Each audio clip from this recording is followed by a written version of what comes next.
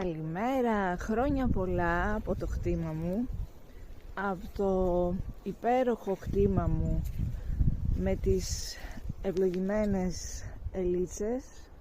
Σήμερα η παραμονή των Θεοφανίων.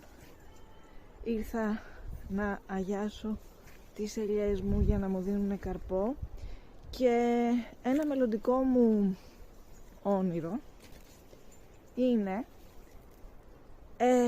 να φτιάξω τα δικά μου καλλιτικά από λάδι ελιάς και γιατί όχι και από βότανα που ίσως καλλιεργώ εγώ. Αύριο με υγεία, τα Θεοφάνεια, καλή φώτιση σε όλους μας, να έχουμε μια ευλογημένη χρονιά